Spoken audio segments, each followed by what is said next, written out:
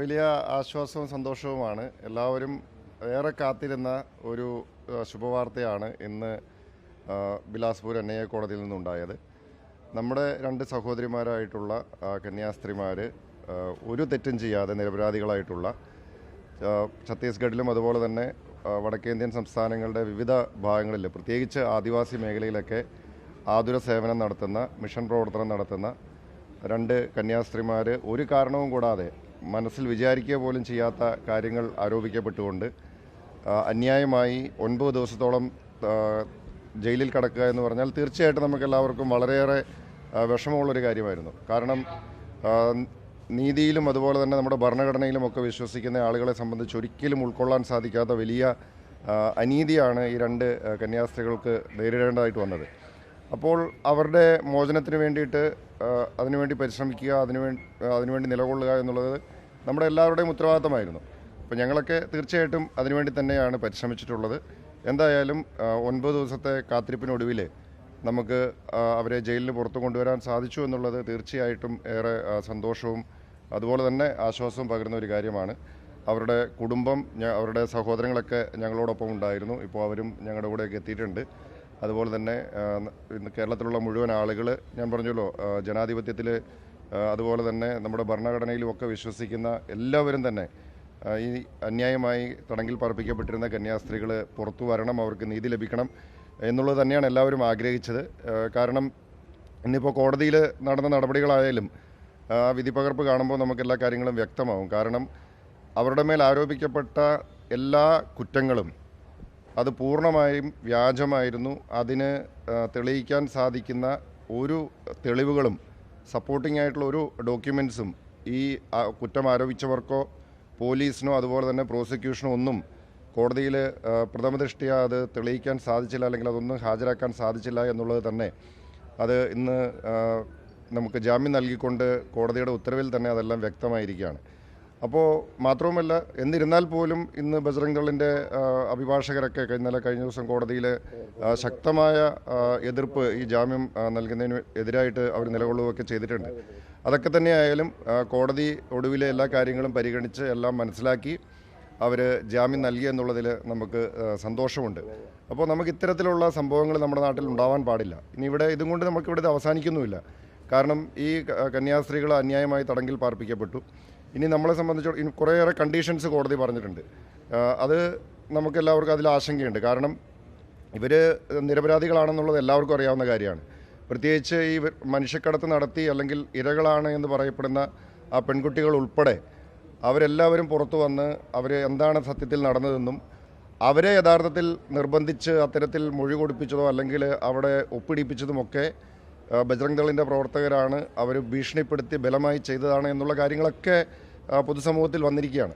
അപ്പോൾ നിരപരാധികളായിട്ടുള്ള കന്യാസ്ത്രീകൾ ജയിലിൽ കിടക്കുകയും ഇതിൽ യഥാർത്ഥത്തിൽ അപരാധികളായിട്ടുള്ള എന്ന് വെച്ചാൽ പോലീസ് സ്റ്റേഷനിൽ ഉൾപ്പെടെ പോലീസ് നോക്കി നിൽക്കെ ഈ കന്യാസ്ത്രീകളെ ഹരാസ് ചെയ്യുകയും അതുപോലെ തന്നെ അവരോടൊപ്പം ഉണ്ടായിരുന്ന ഈ പെൺകുട്ടികളെ ഹരാസ് ചെയ്യുകയും അവരോടൊപ്പം ഉണ്ടായിരുന്ന യുവാവിനെ ക്രൂരമായി പോലീസ് സ്റ്റേഷനിൽ വെച്ച് മർദ്ദിക്കുകയും ഒക്കെ ചെയ്ത ഇതിലെ യഥാർത്ഥ കുറ്റവാളികളായിട്ടുള്ള ബജ്റംഗ് ദളുകാർ പുറത്തു കിടക്കുകയാണ്. അവർ മാന്യന്മാരായി അവർ പുറത്തു കിടക്കുകയും തെറ്റ് ചെയ്യാത്ത നിരപരാധികളായിട്ടുള്ള കന്യാസ്ത്രീകൾ ജയിലിനകത്ത് കിടക്കുകയും ചെയ്യേണ്ടി വരികയായിരുന്നു.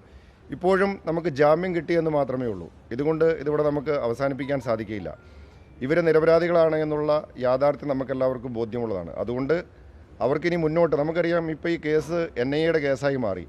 ഇത് NIAയുടെ പരിധിയിൽ വരുന്ന കേസല്ല, NIA കേസ് ഏറ്റെടുക്കില്ല എന്നൊക്കെ പല ആളുകളും ഉത്തരവാദിത്തപ്പെട്ട പല പ്രഖ്യാപനങ്ങളുമൊക്കെ ഉണ്ടായെങ്കിലും ഇപ്പോൾ വിധിന്യായം അല്ലെങ്കിൽ നമുക്കിപ്പോൾ വിധിപ്പകർപ്പ് നമുക്ക് കിട്ടുമ്പോൾ മനസ്സിലാക്കാൻ സാധിക്കുന്നത് ഇതിപ്പോൾ ഒരു NIAയുടെ കേസായി മാറിയിരിക്കുകയാണ്. ഇനി അവർ ഒപ്പിടാൻ പോകണം, അല്ലെങ്കിൽ അവർക്ക് മാധ്യമങ്ങളോട് സംസാരിക്കാൻ പാടില്ല, കുറേയേറെ കണ്ടീഷൻസും ഒക്കെ ഉണ്ട്. അപ്പോൾ അതുകൊണ്ട് നമുക്ക് ഇനി പൂർണ്ണമായും നീതി ലഭിക്കണമെങ്കിൽ ഈ FIR റദ്ദ് ചെയ്യപ്പെടണം. ഇതിനകത്ത് ഈ കേസ് പൂർണ്ണമായി അവസാനിച്ച് ഈ കന്യാസ്ത്രീകൾ എല്ലാ അർത്ഥത്തിലും സ്വതന്ത്രരാവണം എന്നുള്ളത് തന്നെയാണ് നമ്മുടെ ആഗ്രഹം. അതുകൊണ്ട് നമ്മൾ ഇനിയുള്ള പോരാട്ടവും ഇനിയുള്ള എല്ലാ പരിശ്രമങ്ങളും നമുക്ക് ഇതിൻ്റെ അവസാനം വരെ ഇത് പൂർത്തീകരിക്കുന്നതിന് വേണ്ടിയിട്ട് നമ്മുടെ എല്ലാവരുടെയും ഭാഗത്തുനിന്നുണ്ടാവും. എല്ലാവരുടെയും പിന്തുണ ഇക്കാര്യത്തിൽ ഉണ്ടായിട്ടുണ്ട്. നമുക്കൊക്കെ വളരെ സന്തോഷം തോന്നിയൊരു കാര്യം എന്ന് പറയുന്നത് നമ്മുടെ കേരളത്തിലെ മാധ്യമങ്ങൾ, നമ്മുടെ പൊതുസമൂഹം, നമ്മുടെ നേതാക്കന്മാർ, അതുപോലെ തന്നെ വിവിധ സഭകളുമായി ബന്ധപ്പെട്ടുകൊണ്ട് സഭാ നേതൃത്വം, വിശ്വാസികൾ, അങ്ങനെ എല്ലാ മതത്തിലും പെട്ട ആളുകൾ, കേരളത്തിൻ്റെ മുഴുവൻ ജനങ്ങളും ഇക്കാര്യത്തിൽ ഒറ്റക്കെട്ടായി നിന്നു എന്ന് വേണം നമുക്ക് പറയാനായിട്ട്. അങ്ങനെ ഒരു കൂട്ടായ്മ രൂപപ്പെട്ടതും ഒക്കെ തീർച്ചയായിട്ടും ഇത് എത്രയും വേഗം നമുക്ക് ഈ കാര്യങ്ങൾ പൂർത്തീകരിച്ച് അല്ലെങ്കിൽ എത്രയും വേഗം നമുക്ക് നീതി ലഭിക്കുന്നതിന് സഹായകരമായി എന്നുള്ളതാണ് ഞങ്ങളൊക്കെ വിശ്വസിക്കുന്നത്. അപ്പോൾ ഈ അവസരത്തിൽ ഇതിനോട് ചേർന്ന് നിന്ന അല്ലെങ്കിൽ ഈ നീതിക്ക് വേണ്ടിയിട്ടുള്ള ഈ പോരാട്ടത്തിൽ ഒപ്പം നിന്ന എല്ലാവരെയും ഈ അവസരത്തിൽ നന്ദിയോടെ ഓർക്കുകയാണ്. ഈ കന്യാസ്ത്രീകൾക്ക് ജാമ്യം കിട്ടിയ വിഷയത്തിൽ ബിഷപ്പ് ജോസഫ് പാംബ്ലാനി അമിത്ഷായെയും അതുപോലെ കേന്ദ്ര സർക്കാരിനെയും അഭിനന്ദിച്ച് രംഗത്തെത്തിയിരുന്നു. അപ്പോൾ ഇതിപ്പോൾ ആരാണ് ഈ അറസ്റ്റ് ചെയ്തത്, ആരാണ് കന്യാസ്ത്രീകളെ കുടുക്കിയത് എന്നൊരു ആശങ്ക ഡിവൈഎഫ്ഐ പ്രകടിപ്പിക്കുകയും ബിഷപ്പിനെതിരെ പ്രസ്താവന നടത്തി രംഗത്തെത്തുകയും ചെയ്തിട്ടുണ്ട്. എങ്ങനെയാണ് കാണുന്നത്?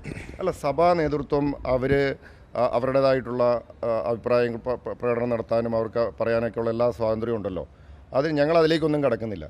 ഇവിടെ നമ്മളെ സംബന്ധിച്ചിടത്തോളം നമ്മുടെ എല്ലാം മുമ്പിൽ വ്യക്തമായിട്ടുള്ള കാര്യമാണ് ഇത്. അവിടുത്തെ സർക്കാരും അതുപോലെ തന്നെ അവിടുത്തെ BJP സർക്കാർ, അതുപോലെ തന്നെ അവിടുത്തെ ബജ്രംഗ് ദളിൻ്റെ സംഘപരിവാറിൻ്റെ പ്രവർത്തകർ ഒക്കെ കൂടിയാണ് ഈ കേസ് എന്ന് പറഞ്ഞാൽ ഇത് കള്ളക്കേസാണെന്നുള്ളത് നമുക്ക് എല്ലാവർക്കും അറിയാം. കെട്ടിച്ചമച്ച കേസാണ്.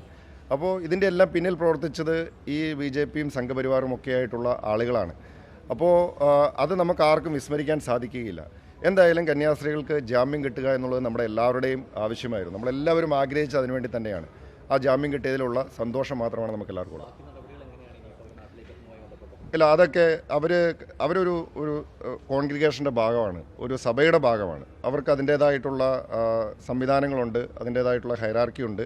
അപ്പോൾ അതൊക്കെയായിട്ട് കൂടിയാലോചിച്ച് അവർ മുന്നോട്ടുള്ള കാര്യങ്ങൾ തീരുമാനിക്കുമെന്നാണ് പറഞ്ഞിരിക്കുന്നത്. കുടുംബാംഗങ്ങൾക്കൊക്കെ അവരെ എത്രയും വേഗം നേരിൽ കാണണം എന്നുള്ള ആഗ്രഹമൊക്കെ ഉണ്ട്. അവരുടെ അവർക്കും ഉണ്ട്. എന്തായാലും സഹോദരന്മാരൊക്കെ, ഞങ്ങൾ വീട്ടുകാരൊക്കെ അവിടെ ഉണ്ടായിരുന്നവരൊക്കെ അവരുടെ സഭാ നേതൃത്വത്തെയൊക്കെ അത് അറിയിച്ചിട്ടുണ്ട്. അവരെ വീട്ടിലേക്കൊന്ന് വരാനുള്ള ഒരു സാഹചര്യം ഉണ്ടാവണമെന്ന്. എന്തായാലും അതൊന്നും തീരുമാനിക്കാനുള്ള ഒരു സമയമായിട്ടില്ല. കാരണം ഇന്ന് അവർ പുറത്തിറങ്ങി, ഞാൻ പറഞ്ഞല്ലോ, ഒരു 8-9 ദിവസക്കാലം ജയിലിനകത്ത് കിടക്കേണ്ടി വന്ന ഒരു മാനസികാവസ്ഥ എന്ന് പറയുന്നത് നമുക്ക് ചിന്തിക്കാവുന്നതേ ഉള്ളൂ. അവർ ഞങ്ങളോട് ഞങ്ങൾ ഓരോ തവണ ഞങ്ങളൊക്കെ എനിക്ക് തോന്നുന്നു എല്ലാ ദിവസവും തന്നെ അവരെ ജയിലിൽ പോയി കണ്ടിട്ടുണ്ട്. കാരണം അവർക്കൊരു ആശ്വാസം കൊടുക്കുക, നമ്മുടെ ഒരു സാന്നിധ്യം അവർക്ക് ഒരു സന്തോഷം ആശ്വാസമൊക്കെ പകരുമെങ്കിൽ അതുണ്ടാവണം എന്നുള്ള നിർബന്ധത്തിലായിരുന്നു. കാരണം 53 പേര് ഉള്ള ഒരു സെല്ലിൽ അവരുടെ കൂട്ടത്തിലാണ് ഇവർ കിടക്കുന്നത്. ഞങ്ങളോട് പറഞ്ഞിരുന്നു, അതായത് പല ആരോഗ്യ പ്രശ്നങ്ങളൊക്കെ ഉണ്ട് ഈ കന്യാസ്ത്രീമാർക്ക്. അപ്പോൾ ഒരാൾക്ക് കിടക്കേണ്ട സ്ഥലത്ത് 2 പേര് കിടക്കേണ്ട അവസ്ഥയാണ്. ഒരു സെല്ലിനകത്ത് 53 പേര് കിടക്കുക എന്ന് പറഞ്ഞാൽ അതിൻ്റെ പ്രയാസം നമുക്ക് മനസ്സിലാവും. അപ്പോൾ അത്രയേറെ പ്രശ്നങ്ങളൊക്കെ അനുഭവിച്ച് കടന്ന് ഇന്ന് അവർ പുറത്തിറങ്ങിയിട്ടേ ഉള്ളൂ. സ്വാഭാവികമായിട്ടും അവർക്ക് റെസ്റ്റ് വേണം. അവർക്കിനി മറ്റു കാര്യങ്ങൾ, തുടർന്നുള്ള കാര്യങ്ങൾ ആലോചിച്ച് അവരതിനകത്ത് ഉചിതമായ തീരുമാനം എടുക്കും. അവർ നമ്മുടെ നാട്ടിലേക്ക് വരണം, അവരുടെ വീടുകളിലേക്ക് വരണം. നമ്മളെ എല്ലാവർക്കും വീണ്ടും കാണാനുള്ള അവസരം ഉണ്ടാവണമെന്നാണ് നമ്മുടെ എല്ലാവരുടെയും ആഗ്രഹം.